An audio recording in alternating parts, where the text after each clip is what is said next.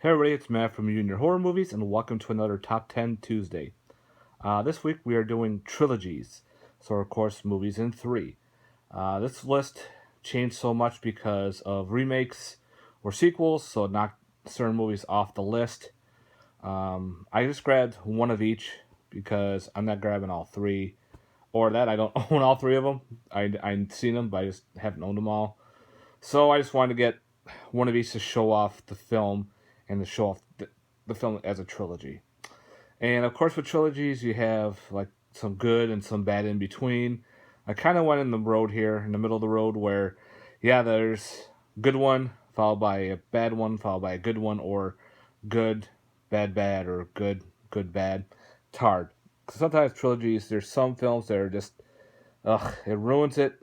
But other than that, I kind of went with I watched all three. I like all three. So without further ado, here we go with number 10. Sorry for the glare if there is any. I got the light on. That is the Cube trilogy. Here it is where the first one's great, the second one's not so good, but the third one's actually pretty solid. And the third one is a prequel to the first movie, which I liked how they did it. Very cool suspense, thriller, sci-fi-ish film. The trilogy is great because it's got that whole propaganda of where people are getting snagged in by the government, put in these rooms. They have to figure the way themselves out. And of course, some rooms are booby trapped, some they're not.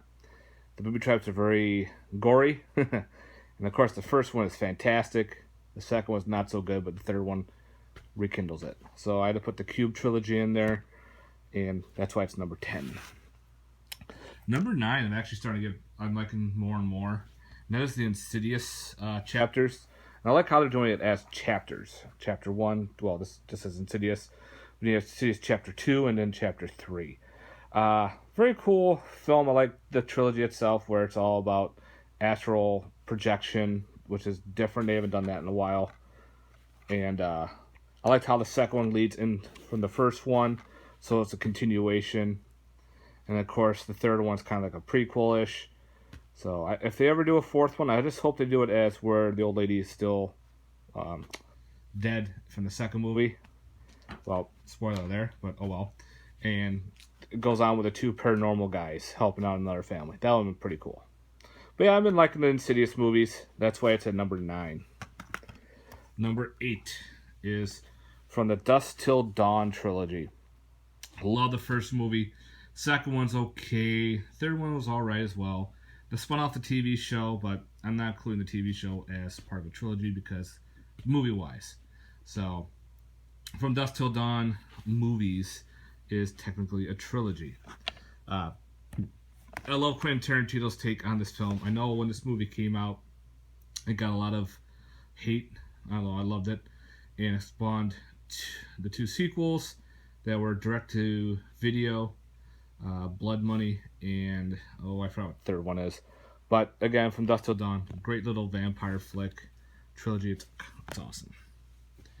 All right, number 7 is the Hatchet trilogy. I liked how they went with this, with Kane Hodder being again the main threat, and Crowley being the beast that he is. Very gory trilogy. Fun. I liked them all. Adam Green did a great job making this trilogy itself. I didn't like how this one pretty much ended part 3. I wanted it to end a little bit different. But then again, who knows? He might do another one. But the trilogy itself is pretty solid. Again, the Hatchet films had some love or hate before. Me, I enjoyed them. That's why it's at number 7. Number 6, as I just grabbed, is the Basket Case trilogy. Such a weird ass trilogy.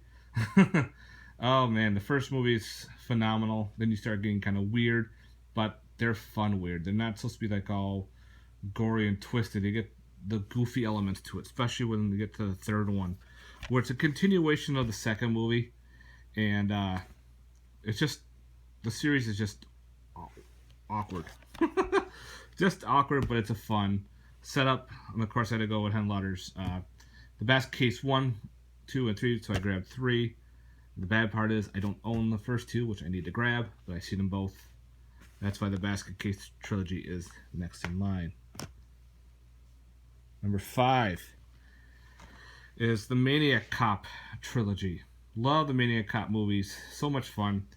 Kind of cool take on the slasher era of having a cop who would always be, by your side. They're above the law. Well, they're not above the law, but they're for the law. And having one going around killing people, making everyone nervous, going against cops. And of course, it spawned the one right after that. And then, of course, the third one. And the third one's not the greatest, but it's still fun to watch. But the whole series itself is great. So I had to go with Maniac Cop at number 5. Number 4 is the Lost Boys trilogy. Love the Lost Boys movie. This is not a chick flick. This is what vampires are supposed to be. And they're destructive, gory, hungry, whatever you want to call it. Love the franchise itself. Again, part 2 got a little hate. I didn't mind part 2.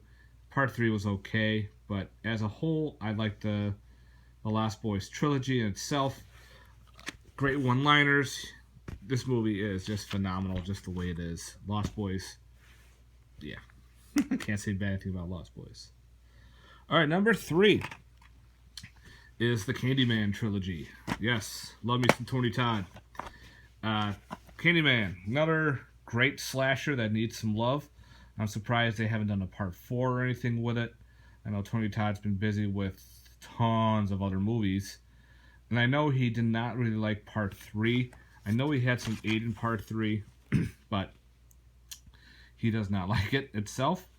But part 1 was a fantastic slasher, which led into another one, part 2, and I liked all 3 of them. Again, part 3 is a hit or miss, but gotta love Candyman. Gotta be in everyone's list. All right, number 2. 1 and 2 are a flip-flop. And then I had to flip-flop them again, and I had to keep going back and forth. So my number 2 is the Re-Animator trilogy.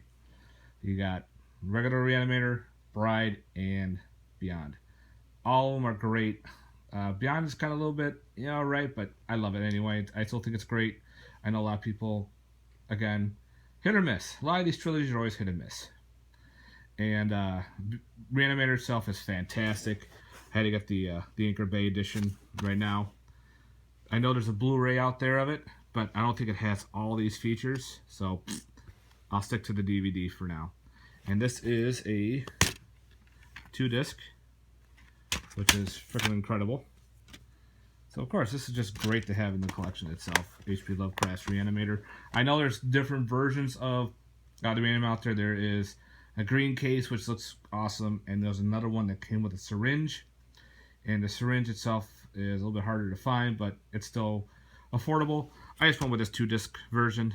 Of course, I love old Anchor Bay, and I love the Re-Animator movies. Thank God Arrow put out The Bride, which is fantastic. I'm glad I never bought The Bride because of that. So let's hope and Beyond gets some love too. And my number 1 in this trilogy series is the Thing trilogy.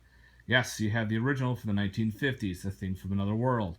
Then you have John Carpenter's remake, and then they have the other Thing prequel. I like them all. They're all great. I know, again, the prequel, people didn't like it. I enjoyed it. I can watch that over and over again. Some of the CGI was kind of shoddy, but who the fuck cares? It's a good story. And I love this movie right here. Gotta be in my top 10 of all-time favorite horror films. I never went with the Blu-ray because it doesn't have all these special features too. It's like, come on, if you're gonna put out a Blu-ray, put all the shit on it, all that good stuff. So of course I kept with my collector's edition DVD. I'll keep holding on to this until a better Blu-ray comes out. That'd be cool if they did a trilogy box set. Put the Thing from Another World, this movie, and the prequel. Be fantastic. But again, that's my number 1 trilogy. Alright guys, let me know what you think. I'd like to hear your thoughts on some of your favorite horror trilogies down in the comments below. Please check everyone else's Top 10 Tuesday out. Alright guys, have yourself a good day. Later. Peace.